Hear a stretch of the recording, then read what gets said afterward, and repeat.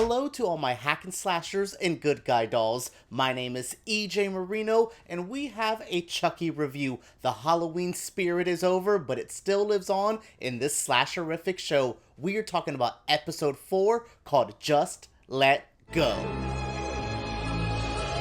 Another week, another very strong episode of Chucky. While I had some issues with the pacing of this episode, like I felt like we kept cutting to commercials way too often. I felt like we would get a little bit of info and it would just kind of cut away to a new story. But that's kind of my only issue. The actual script and story progression is amazing. We are at a point in this series that it's kind of a big major turning point. We have a bunch of our characters now knowing about Chucky, which is really going to push the whole story into a different direction. With people like Lexy, Devon, and Jake now all in on the action together, this evolves the show already, and I quite like that. I've been waiting for this kind of next level for Chucky. I've been liking it. I think the ride is going great. I have no complaints about the story, but I've been waiting for moments like this, and I'm happy. I also like this pretty kind of tight episode. There's not a lot of different locations. We have maybe the old burned down mansion, some of the backstory stuff,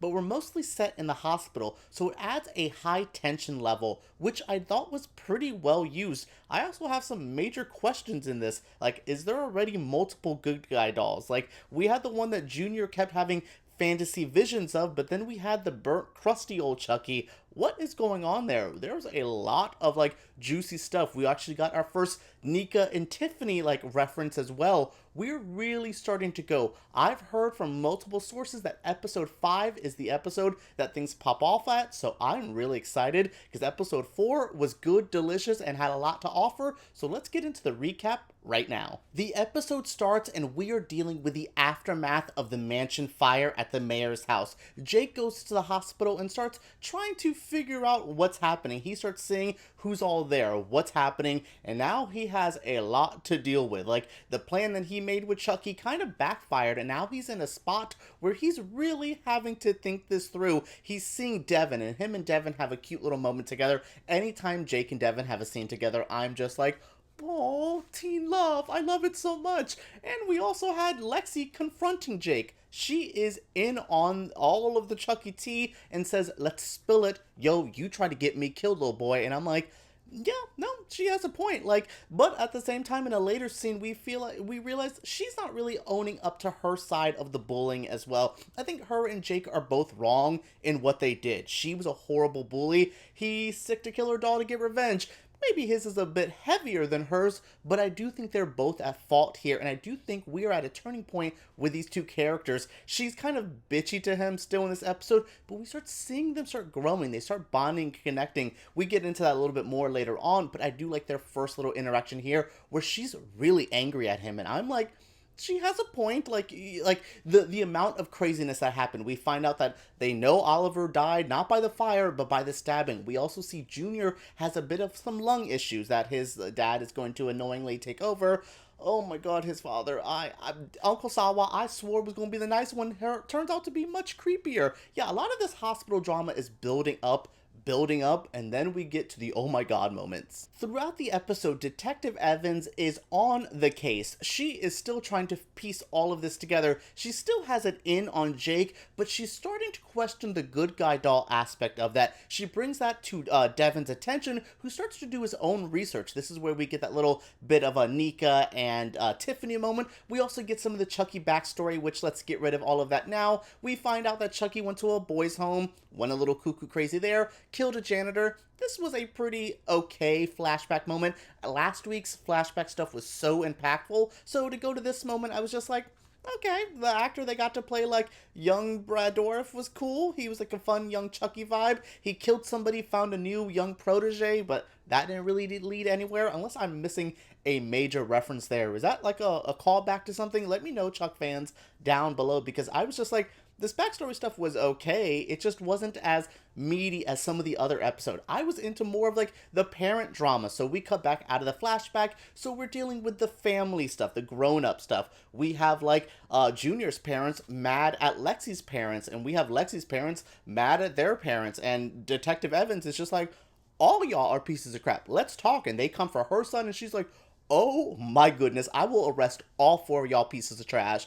Let's go. And I'm like, yeah, I actually like the parent drama. It really didn't add much to it other than we saw Bree start going at Uncle Sawa and was just like, hey, so I have something to tell you, and does not go further with that. We also see that he is a bit harder on Junior still. Someone calls him out for being like an overbearing dad, but we also see that like he still is pushing Junior's on like the bed in the hospital and still pushing him about his lungs, about running, and I'm just like, but that's a big theme of this show is like how overbearing parents, like nurture versus nature. There's a lot being said here, and the stuff with Junior and his dad is interesting. I'm waiting to see where that blows off to because it's building to something, and I'm like, what are we gonna do there? One of my favorite moments of this whole episode, and I think the highlight, is seeing Jake and Lexy work together. They go to the burnt out mansion to kind of investigate, to find the Chucky doll. They find him there, but we also find that Lexy is in danger and Jake saves her. He is the hero of the story.